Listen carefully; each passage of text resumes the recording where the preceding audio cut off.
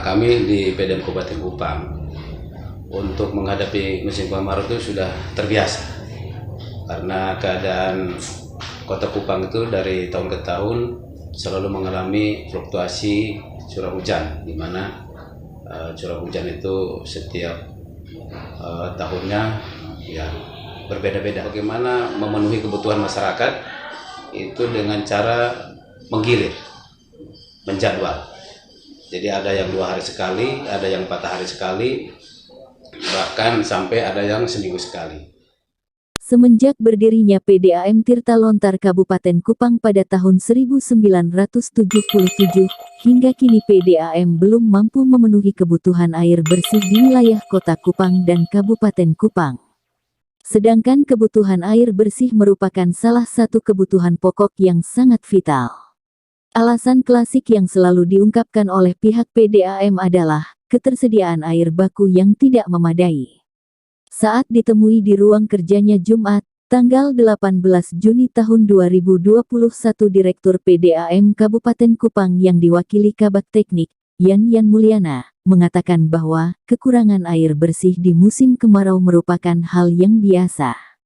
Menurut Yan, hingga kini, pihaknya tetap berupaya untuk memenuhi kebutuhan air di wilayah Kota Kupang. Sedangkan untuk wilayah Kabupaten Kupang, pihaknya sedang melakukan penjejakan untuk mengantisipasi bila suatu saat PDAM Kota Kupang mengambil alih jaringan di Kota Kupang.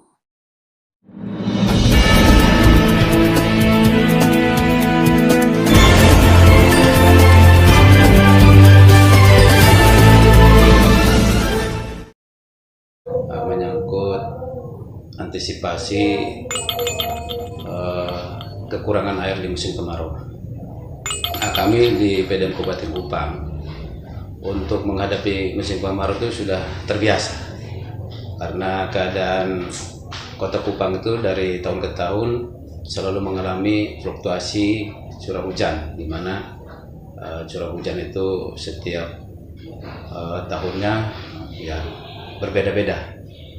Nah, untuk mengatasi kekurangan air di musim kemarau itu kami bagian teknik di bawah kami itu ada sub transmisi distribusi yang menangani langsung untuk distribusi air ke pelanggan, di mana kami setiap musim kemarau itu untuk bagaimana memenuhi kebutuhan masyarakat itu dengan cara menggilir, menjadwal.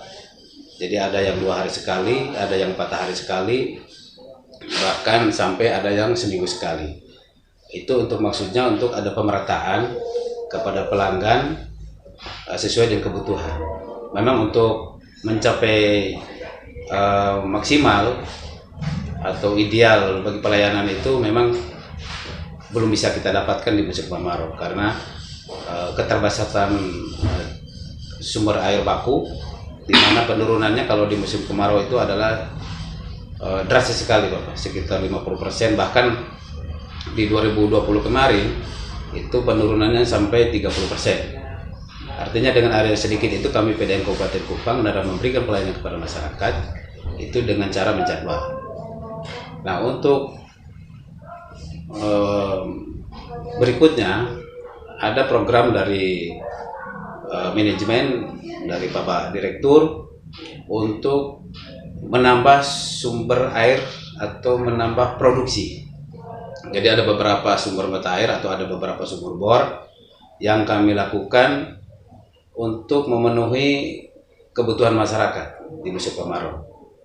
Jadi kemarin ada sumur bor yang kami bor di Manulai 1, itu berada di wilayah kabupaten, tetapi airnya juga kami bawa ke perkotaan juga. Artinya untuk memenuhi juga masyarakat kota di samping masyarakat kabupaten. Itu ada beberapa sumber yang Bapak Direktur untuk bagaimana ini kita ambil untuk memenuhi kekurangan di musim kemarau. Karena kemarin pelajaran kemarin dari 2020 itu memang sangat ekstrim sekali, tetapi bersyukur kami bisa melaluinya walaupun tidak maksimal. Nah, nanti untuk tahun-tahun ke depan tentunya kita akan berupaya untuk bagaimana menambah sumber air baku. dengan cara ada yang pengeboran, kemudian juga ada beberapa sumber mata air yang akan kita ambil. Itu program dari Bapak Direktur, dan kami bagian teknik sangat mendukungnya karena memang ini kebutuhan untuk masyarakat yang ada di wilayah kota dan wilayah kabupaten. Kemudian tadi dipertanyakan soal PDAM Kabupaten Kupang itu nantinya mau kemana? Karena memang selama ini kami PDAM Kabupaten Kupang itu melayani 2 wilayah perkotaan dan wilayah kabupaten. Jadi untuk sementara kami juga di wilayah kota masih juga memberikan pelayanan kepada masyarakat karena tentunya tidak semua PDAM kota itu bisa menjawab kebutuhan air bersih, maka PDAM Kabupaten Kupang masih juga melayani wilayah kota Kupang. Nah, untuk ke depan tentunya PDAM Kabupaten Kupang juga harus sudah bisa mandiri mengembangkan pelayanannya di wilayah kabupaten, karena ini juga sesuai dengan petunjuk bahwa wilayah kabupaten juga harus banyak kita sentuh. Dan sekarang melalui Pak Direktur yang baru ini, untuk wilayah kabupaten kita sudah banyak yang kita kunjungi. Terakhir kemarin kami bersama tim mengunjungi daerah Wepoli. Di sana akan dibuka instalasi kota kecamatan atau IKK untuk memberikan pelayanan air bersih di wilayah Wepoli. Kemudian ada daerah-daerah lain seperti daerah Kupang Barat, kemudian daerah Wesau, itu juga menjadi pelayanan PDAM Kabupaten Kupang di sana. Jadi memang kita pelan-pelan kita mulai pembenahan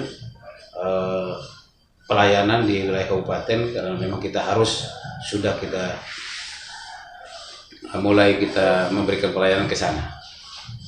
Nanti kalau suatu saat misalkan kota ini sudah semuanya terlayani oleh PDAM kota, wilayah kota tentunya PDAM Kabupaten Kupang kita harus sudah bisa mandiri di wilayahnya sendiri. Seperti itu Bapak. Jadi kalau Kabupaten Kupang seandainya diambil alih kota, berarti Kabupaten Kupang akan keluar dari kota ya, itu sudah tahu. Nah, terus bagaimana dengan dia punya instalasi-instalasi yang sudah terpasang dari tahun ke tahun itu? Ya. Untuk masalah instalasi yang sudah terpasang, karena memang dari awal PDAM Kabupaten Kupang lah yang mempunyai jaringan di dalam wilayah kota. Tentunya juga nanti kalau misalkan besok-besok PDAM Kabupaten Kupang itu sudah terpisah dari wilayah kota, tentunya nanti dari pimpinan, barangkali antara kedua pimpinan ini kita bisa untuk berunding soal jaringan yang ada, gitu. Seperti itu. Dan kita tidak bisa membongkarnya atau apa, jaringannya tetap ada di situ. Mungkin nanti soal kebijakan nanti dari pemilik perusahaan, dalam ini Bupati, untuk Bapak Wali Kota, Pak Direktur semua bisa bersama untuk penyelesaian itu. Berarti ada pergantian ya? Ya. Ada biaya-biaya yang harus diganti oleh kota. Ya, nanti mungkin itu yang kedua. Bicara. Pertanyaannya kan sebenarnya Kabupaten Kupang sudah berdiri sudah beberapa tahun yang lalu. Dia pindah dari dalam kota. Tapi kenapa PAM baru mulai ke daerah-daerah? Apa karena sudah tidak bisa bersaing dalam kota lagi atau bagaimana? Ya, sebenarnya ini sinyal sudah lama. Untuk ketika PDAM kota itu terbentuk, ya kita harus sudah pelan-pelan untuk menata di daerah wilayah kabupaten. Tapi tentunya juga ini ada keterbatasan kami untuk bisa mengembangkan wilayah kabupaten. Nah, jadi sekarang ini kami bekerja sama juga dengan balai untuk dapat bantuan untuk pengembangan jaringan di wilayah kabupaten. Jadi pada waktu yang lalu itu belum terlalu signifikan untuk pengembangan wilayah kabupaten, karena memang kita terbentur dari soal pembiayaan untuk pengembangan investasi di wilayah kabupaten. Bersyukur sekarang kita mulai pelan-pelan penataan di wilayah kabupaten.